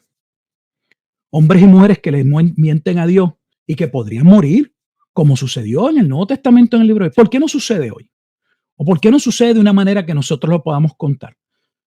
O sea, le estoy mostrando que hay veces que surgen cosas que podrían volver a surgir, pero por alguna razón no surgen. ¿Qué hacemos con Nadab y Abiú? ¿Por qué Dios mató? Porque no puedo decir otra palabra. ¿Por qué Dios calcinó, mató a los hijos de Aarón luego de haberlos preparado para el ministerio? ¿Cuántos sacerdotes no habrán pecado igual o peor que los hijos de Aarón? ¿Por qué no murieron calcinados en el templo? O sea, ¿cuántos ejemplos quieren que le muestre de acciones de Dios donde Dios actúa y no necesariamente lleva la misma acción sobre todos al mismo tiempo? Porque Dios tiene misericordia, el que tiene misericordia y Dios sus razones se las oculta, como Y, dice Deuteronomio 29. Lo ujú, que yo les quiero dar a conocer está ahí y lo que yo mantengo oculto está oculto. ¿Ve? ujú. Y así No, funciona. el doctor Rufai, además que hay gente que cuando tú los analizas hacen cosas peores que lo que hizo Nadab Claro. y Abiú, que lo que hizo ¿cómo es? Ananías y Zafira, Sí, y están tranquilos, no les cae nada, no les pasa nada. Entonces mira, uno dice, hermano. uno objeta la doctrina de la elección Claro. y dice, pero esto no, y yo entiendo ese punto, pero es que estoy estudiando el Antiguo Testamento ya de forma hilativa, corrida, desde el Génesis hacia adelante, me encuentro con unos casos que yo digo, wow, o sea, esto Sí, solamente sí, es sí. sostenible dentro de las doctrinas de la gracia, porque de Claro. otra manera no hay un mismo trato, no hay una misma, No, que no una lo misma hay. manera de Dios Y no es que operar. es injusto. Esa dureza es la misma dureza con la que Dios pudo habernos tratado a nosotros. ¿Por qué Ujú, no lo hace? Eso Dios se lo reserva. Punto y se acabó. claro. Pero decir que Dios actúa con todos, que es la misma, no, mire, no, no, no. O sea, no sé qué Biblia es la que ustedes leen, si es que la leen. Yo creo que la Biblia, uno de los problemas de la iglesia hace mucho tiempo es que la instrucción que recibe es segmentada, es un pedacito por aquí, un pedacito por allá, un versículo por aquí, un versículo por allá, y no estudian la congregación, no estudian la Biblia y no pueden ver el hilo conductor a través de la escritura. Aquí pregunta Luis, ¿qué opinan de la postura de que el Papa es el anticristo y que el Imperio Romano es lo que detenía la manifestación del anticristo? Eso se lo escuché a César Vidal. Sí, sí. Yo no Eh, estoy de acuerdo con César Vidal en ese punto. De hecho, yo creo que César Vidal se contradice y le voy a explicar una sencilla razón. César Vidal, si me está escuchando, te respeto, pero te contradices por una sola sencilla razón. Te la voy a explicar. Cuando se habla del cumplimiento de la abominación de desolación en el año 70, se está hablando del cumplimiento de Daniel. O sea, que el imperio romano era aquel imperio y que se cumplió la profecía. Pero hay un problema. No podemos separar la bestia del cuerno pequeño. Y el cuerno pequeño, el falso profeta, el hombre inicuo de pecado, no son personas diferentes, es la misma. O sea, miren lo que voy a resumir. No podemos tener el cumplimiento de la abominación de desolación, ser preteristas parciales en ese sentido y ver cómo eso se cumplió y decir que el imperio romano cumplió la destrucción del templo y desaparecer del panorama al cuerno pequeño que está asociado a la bestia en el capítulo 7 y ponerlo en otro contexto. No se ujú, puede, porque sí. ambos van de la mano. No se pueden separar, van de la mano. De hecho, por eso es que en el libro de Apocalipsis, en el capítulo 13, el último versículo dice, le dice Juan, por medio del Espíritu a sus hermanos, con sabiduría ustedes pueden saber cuál es el nombre de la bestia. ¿Cómo ellos podrían saber el nombre de la bestia si va a suceder en el tiempo de la reforma o años después? El Sería futuro. imposible. Y ahí es que le dice, y ustedes saben porque tiene un valor numérico de hijo de hombre.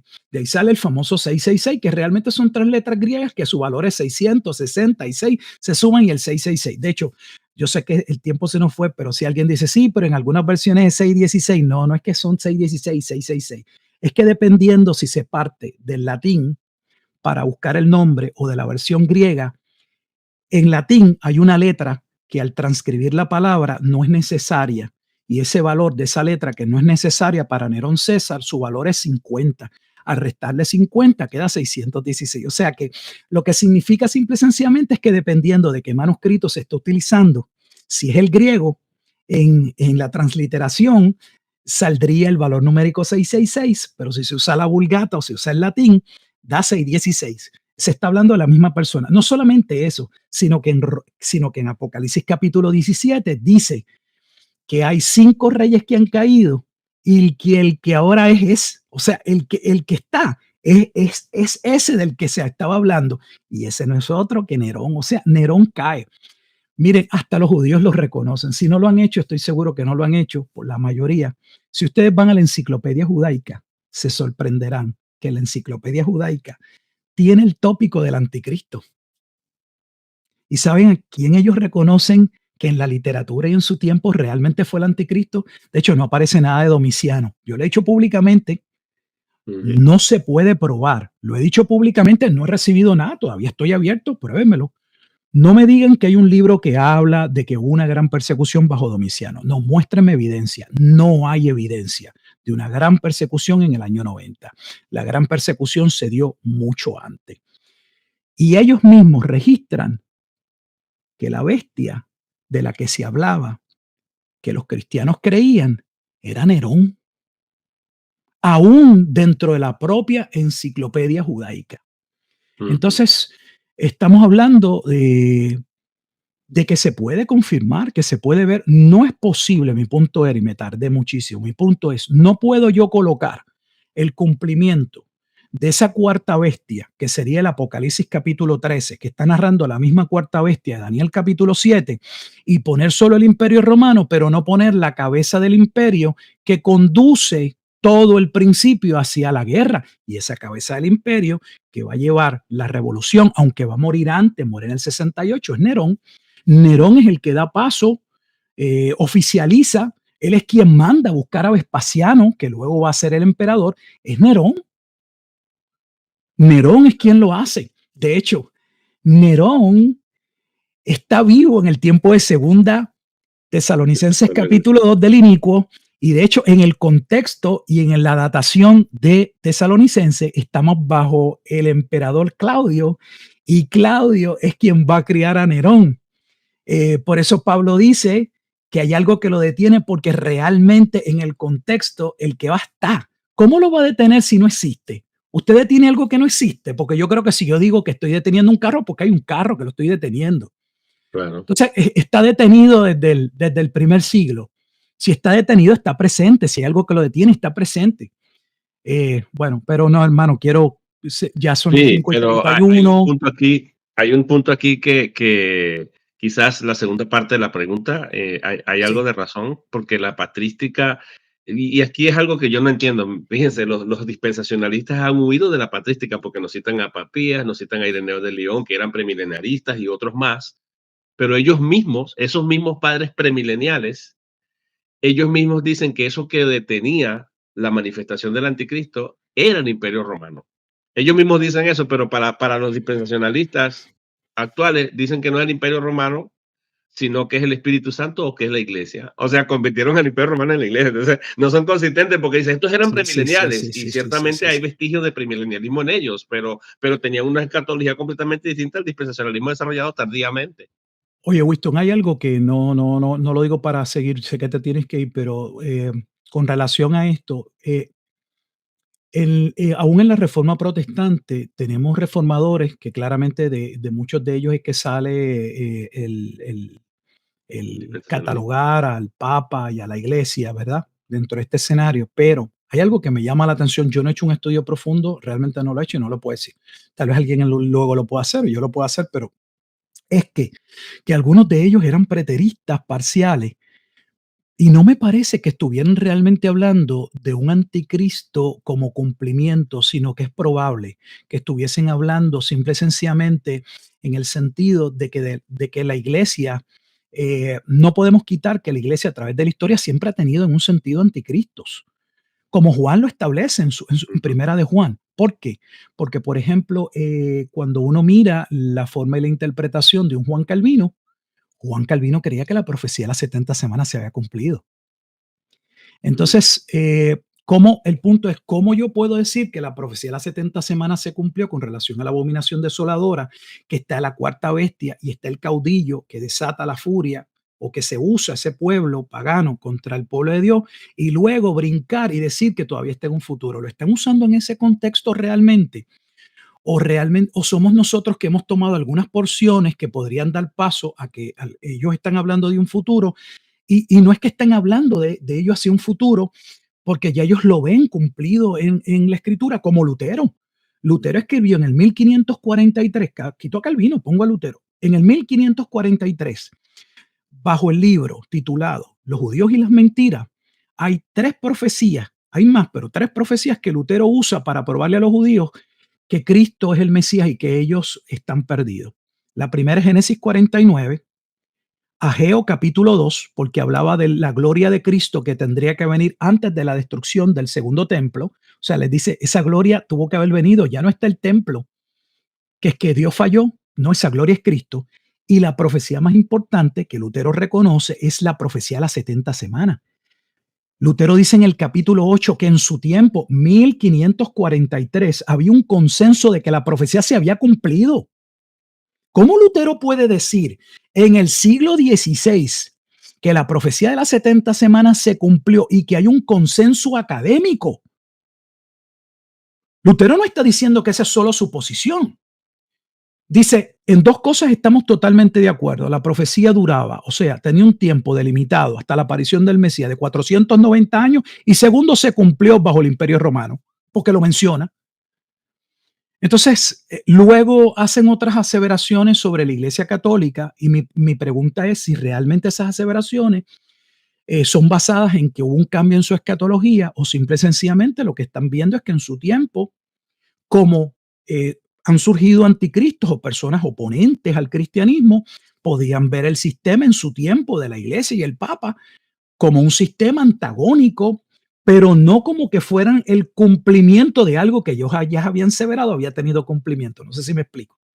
Claro, sí, porque hay una como una especie de resemblanza en la oposición que tienen, en el sentido de que de repente el Papa asume la posición de Cristo y se proclama el vicario de Cristo, y los ortodoxos, yo tengo literatura de los ortodoxos que dicen que ese es el anticristo, incluso, pero es por su animadversión a Claro. esta idea novedosa de Roma de la infalibilidad papal. Y esto es prácticamente, y también ya venían con ese dominio, esa actitud arrogante en los tiempos de cuando la reforma surge, que Ujú, justamente lo que ujú. le ponen parado, no querían dar respuesta, no querían entrar en debate, solamente es lo que dice la iglesia y punto. Y al ver esto, Lutero y otra gente y otros reformadores, especialmente otros reformadores, es muy probable que lo hayan catalogado de anticristo, pero haciéndose eco, como usted muy bien dice, Claro, que hay muchos anticristos en un sentido de oposición al claro, avance del evangelio, a la obra de Dios y todo lo demás, sin que eso signifique que las profecías no están cumplidas, en el claro, sentido en que claro. están plasmadas en las profecías de Apocalipsis, de Tesalonicenses. En esto diría yo, por molestar a alguien, dije 99.9% del libro de Apocalipsis se cumplió ya. Y es cierto, y Y es salen por allá a cierto, no es decir que yo soy mentira. un preterista total, pero a No, mí me no, no, es importa que no igual, es que entienden. Mire, es que hay mucha gente hablando cosas que no entienden. Mire, y existe premilenialismo histórico preterista parcial. Miren lo que estoy diciendo. No puede existir preterismo parcial en el premilenialismo dispensacional. No, no existe. Pero hay premileniales históricos que reconocen el juicio contra Jerusalén. Lo que pasa es que ellos entienden que el milenio se va a dar después de la segunda venida de Jesucristo. Pero eso no les quita que ellos puedan ver que hay una parte que ya se cumplió. O sea, el premilenialismo histórico, no todo, pero hay un premilenialismo histórico que es preterista parcial. Hay amilenialistas, para empezar, porque yo sé de quién estamos hablando, que es un disparatero y siempre está hablando como que sabe.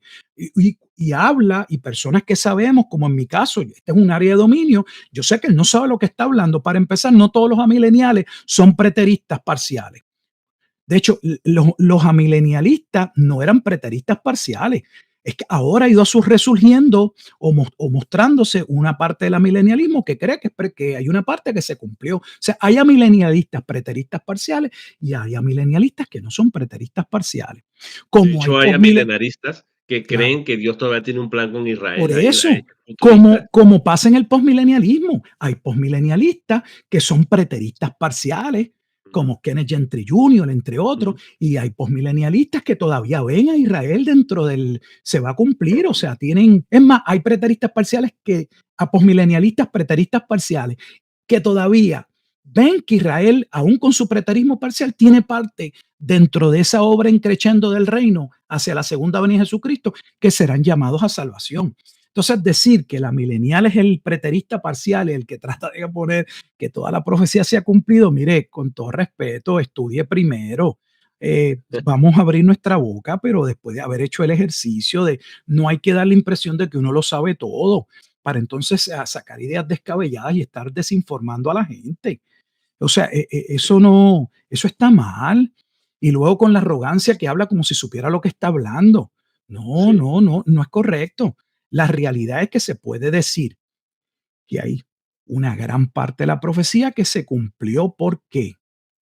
Porque la venida de Cristo estaba asociada a dos eventos, juicio y salvación. Yo le he dicho en muchas ocasiones. Lamentablemente, Winston, la iglesia nuevo testamentaria, o llevamos unos años, hablamos de la venida de Jesucristo y lo que matizamos, lo que resaltamos, a lo que le dedicamos tiempo es al aspecto de la salvación. Pero la realidad es que la venida de Cristo señalaba el juicio. Por eso, para darles testimonio, pues yo no hablo por hablar, por eso el Evangelio inicia con un personaje llamado Juan el Bautista, porque Juan el Bautista es el cumplimiento de Isaías 40 versículo 3, es el cumplimiento de Malaquías capítulo 3 y Malaquías capítulo 4, es el Elías del día ardiente de la ira de Jehová. Por eso ujú, es que Juan comienza inmediatamente a afirmar salvación y juicio. El reino de los cielos se ha acercado, pero arrepentidos y convertidos, porque él ya lleva su hacha, él ya viene con su hoz en su mano, él viene a hacer juicio y todo árbol o pámpano, toda rama que no da fruto será cortada y echada al fuego. ¿Por qué Juan inicia de esa manera? Porque así había sido profetizado que sucedería. ujú. Entonces, la iglesia lo que ha hecho es que ha enfatizado la parte de la salvación y la misericordia y ha postergado la parte del juicio que principalmente era un juicio contra Israel. No estamos diciendo que Dios no va a pasar juicio sobre las naciones al final. Eso no es lo que estamos diciendo. El juicio ante el gran trono blanco. Eso no ha acontecido. Estamos diciendo que llegado ese momento del Mesías, como fue profetizado, que sería rechazado, que sería muerto. De hecho, de eso trata la profecía de las 70 semanas, de la Ujú. muerte de quién? Del Mesías príncipe. ¿Y quién mata al Mesías príncipe? Un príncipe que debe venir. ¿Y quién le pide a ese príncipe o ese pueblo que debe venir que lo maten? Pues está en el Nuevo Testamento, entérese. ¿Quién? El pueblo judío. Ujú. Por eso Jesús Así. en la misma parábola de los labradores establece que ellos lo iban a matar cuando dice, Ujú. ustedes se adueñaron de la viña es Isaías 5, Israel, ustedes se adueñaron de la viña, yo les he enviado profetas y a todos ustedes han castigado, y han matado, y el Padre dueño de la viña y finalmente les voy a enviar mi hijo, lo van a respetar, tendrán del respeto, ¿y qué hicieron? Ese es el dueño de la viña. Si Claro. lo matamos, no podemos quedar con todo esto. ¿Y qué Jesús les dijo? ¿Qué ustedes creen que les va a hacer el dueño de la viña? Lo que le estaba diciendo, ¿qué ustedes creen que va a ser mi padre cuando él sepa lo que ustedes están planificando sobre mi vida? Y ellos mismos dijeron, sin misericordia vendrá sobre nosotros. Jesús les dijo, ustedes lo han dicho. Y Jesús le dijo, yo soy aquella piedra reprobada. Ujú. La misma parábola en Mateo 21 reconoce al final que ellos sabían que Jesús se estaba dirigiendo a ellos. No era otro contexto, que Sí. ellos eran esa generación malvada, que ellos eran esa gota que colmaría la copa de la ira de Dios. Bueno, hermano, el tiempo se ha Y, ido y no y quiero déjenme meter la agregar un situación. comentarito aquí, no Sí. se me vaya tan corriendo todavía, si llegue tarde voy al ensayo, ¿vale? No, pero ya Ok, sí lo voy a ok. dejar. Pero sí quería agregar un punto. Sí, Cuando sí. Cuando Cristo llama a Pedro Satanás, lo hace en un contexto en que Cristo está diciendo que los mismos judíos lo iban a entregar, que Ujú, ujú. era necesario padecer en manos de estos.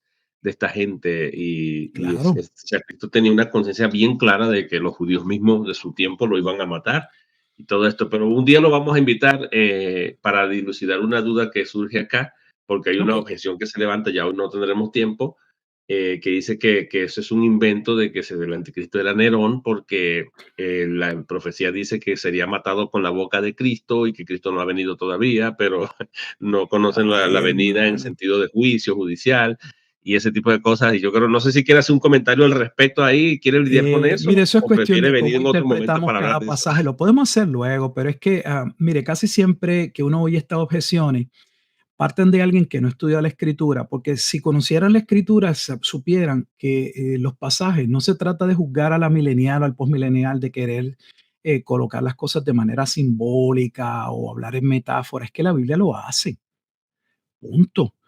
O sea, eh, por ejemplo, yo estaba siendo entrevistado en esta semana y alguien se levanta con su gran argumento que ya lo he escuchado tantas veces, porque son estaciones repetidoras. ¿Cómo usted se atreve a decir que Nerón es el anticristo? ¿Cuándo él se sentó en el templo? Oiga, que el templo no tiene una silla, el templo no es un palacio, el templo no tiene un trono donde el anticristo se va a sentar y los súbditos van a venir a adorarle. El templo es un lugar de sacrificio. Entonces, el problema es, por poner un simple ejemplo de cómo utilizamos pasajes y queremos forzar a que sean literales cuando si tan siquiera nos detenemos a analizar el pasaje, es imposible que sea literal porque allí no hay ninguna silla para sentarse. Pero cuando les conviene, ellos hablan de literalidad. Claro, entonces terminan siendo, por ejemplo, alguna de esas langostas en el libro Apocalipsis, helicópteros Apache, ¿ves? Este, eh, misiles Tomahawk que salen de Estados Unidos. O sea, es un juego cuando les conviene, cambian todo. No, la escritura da muchísimos ejemplos de pasajes que uno podría creer que se tienen que cumplir de manera literal, como uno cree, y se cumplen de una manera diferente. Pongo un último ejemplo. Pablo y Bernabé son traídos porque se entiende que están predicando un evangelio que no está bien, al decirle a los gentiles que pueden formar a ser parte del nuevo pacto, de la comunidad del pacto o del pueblo de Israel, según ellos, sin proselitarse, sin circuncidarse, sin convertirse a Israel. ¿Y cómo se cierra esa situación en Hechos capítulo 15? Se cita la profecía de Amós capítulo 9. ¿Y qué dice la profecía de Amós capítulo 9? Que Dios restauraría el templo de David. ¿Y quién es el templo? Ya que esto y yo son tan literales. Pues mire, en la interpretación que le dio la iglesia en Hechos 15, el templo de salvación es Cristo. Ujú. Y Allí no también, habla de un templo futuro. ajá, y hay una distinción en las palabras griegas también que no se refiere a un templo Sí, es físico. que volvemos a lo mismo, es que cuando quieren, miren más, le doy un último ejemplo y nos vamos. En Segunda de Corintios capítulo 6, Segunda de Corintios 6, cuando está diciendo que qué relación tiene, por ejemplo, Cristo con Belial, y así sucesivamente. Y allí dice, ustedes son templo de Dios. ¿Sabes qué cita? ¿Qué se está citando? Se está citando, el texto de referencia es Ezequiel capítulo 37. Oye, Mm. pero Ezequiel 37 no es el tercer templo futuro. ¿Cómo Pablo puede decir en Segunda de Corintios capítulo 6 que los creyentes son ese nuevo templo? Está forzando el texto, está mal Sí, interpretándolo. O sea, debemos tener mucho cuidado. Si puedo citar escritura por escritura, si uno no sabe de algo, yo le he dicho en muchas ocasiones, pero a la gente le molesta que uno se lo diga. Mire, sí, seamos honestos, si uno no ha estudiado algo, dése el paso a estudiarlo. Si usted no ha escuchado, dése el tiempo de escucharlo. Mire, yo no estoy pidiendo que usted compre lo que yo estoy diciendo. Yo estoy diciendo, soy la autoridad. Yo le estoy explicando cómo yo llegué, cómo he venido a aprender a estudiar la escritura, presentándole la evidencia, y a ustedes les corresponde sacar el tiempo y ver si lo que estamos dicho, lo hemos dicho, corresponde, ¿no? Tiene sentido, ¿no? Es bíblico, no es bíblico. Mira, si tú unos pasajes que sí, que sí son no son el contexto.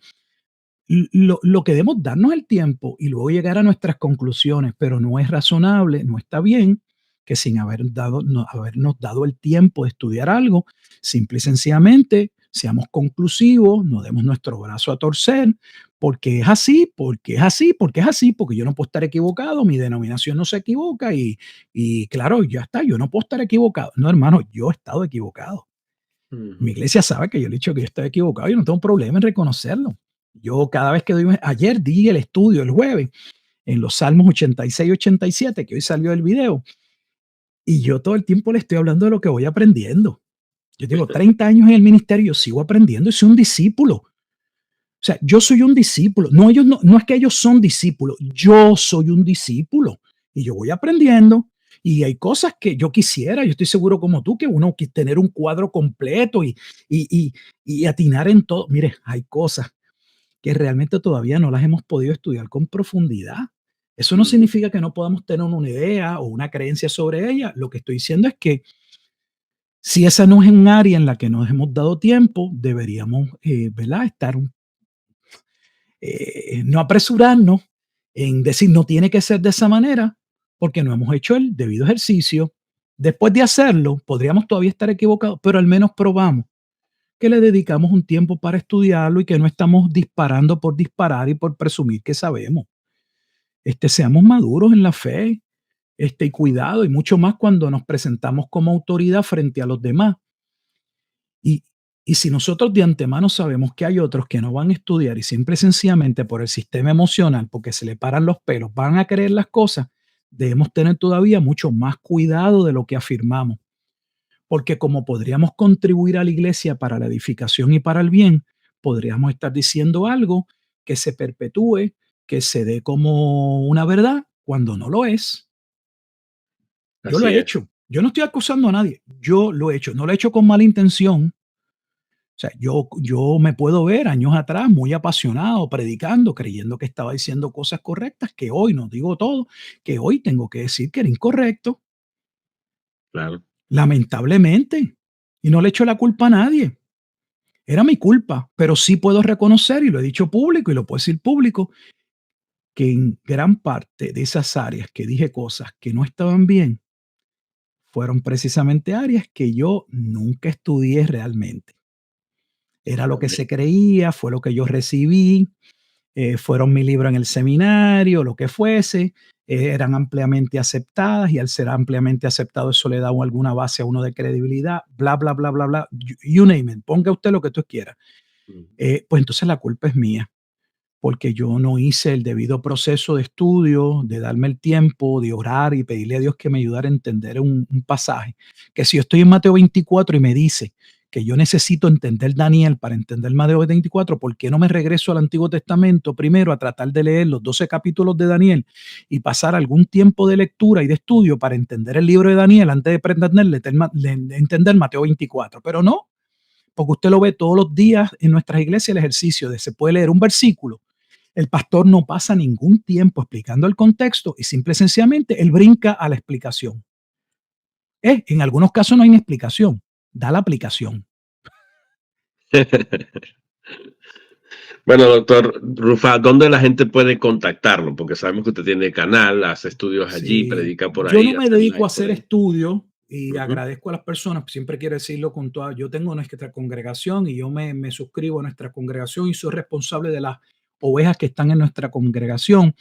Nosotros publicamos nuestros estudios y nuestras predicaciones en el canal. Si usted quiere verlos, allí están. Pero pues yo no puedo ser pastor online, ni tengo seguidores, discípulos online, ni nada por el estilo. Puedo compartir como lo comparto ahora. Vi que había una inquietud, tenía una inquietud sobre este tema. eh, Quería abordar un poco y contarle a mi hermano Winston qué es lo que yo había aprendido sobre ese pasaje. Vi ustedes han tenido, él ha tenido la bondad de escucharme, luego él llegará a sus conclusiones, pero quería que me escuchara. Y mira, no solamente me escuchó, lo hizo hasta público. Él no sabía lo que yo iba a decir porque Claro. yo no le dije exactamente lo que le iba a decir. Así que yo agradezco este tiempo. Si alguien quiere ver, Pastor Rufat, pueden buscar el canal en YouTube y ahí está el material. Hay libros que se han escrito, pero no es que me dedico a escribir libros, son de los mismos estudios que doy en la iglesia. Luego les doy algún formato de libro y los lanzo para que alguien se pueda beneficiar. Como he dicho en otras ocasiones, vuelvo y me reitero, si usted lo quiere físico, en Amazon los puede adquirir.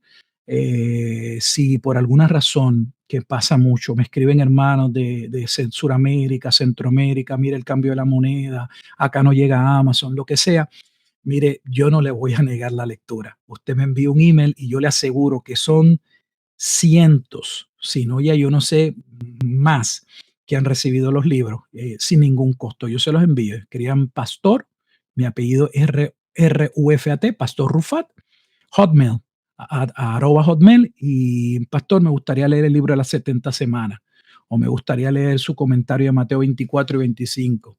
Y con gusto se lo enviamos en formato PDF totalmente gratis. No le voy a preguntar si tiene problemas económicos, no me interesa. Yo quiero que usted se dé el tiempo, estudia y lea. Solo estudie y lea. Y haga como los berianos. Si cree que hay algo que le beneficia, si hay algo en el proceso exegético, interpretativo que usted no ha visto, gloria a Dios. Si no, pues nada. Amén. Pasa por ese proceso y al menos conoce una postura nueva. Buenísimo, porque hemos de alguna manera compartido en este live, por lo menos en este canal, porque estamos transmitiendo en dos canales, hubo una audiencia que osciló entre 140 y 170 personas. Se va a Qué bueno. beneficiar y seguramente han ido y han venido, han ido y han venido, pero ahí está. A mí Y me se ven beneficia. 5, eso es una maravilla. Sí, eso es una maravilla, aunque el Señor Qué, comenzó qué con bueno, 12, qué, chicos. qué bueno. No, no, maravilloso, qué bueno. Bueno, un abrazo, doctor Rufai. Muchísimas gracias por su disposición de venir a dilucidar esta duda y ayudarnos a seguir creciendo en el conocimiento de la palabra y Seguro que sí. ojalá que podamos seguir haciendo más contenido que edifica al pueblo de Dios. Qué bueno. Bendiciones, hermano Winston. Adelante. Sé que tiene compromiso, baba, y me despido.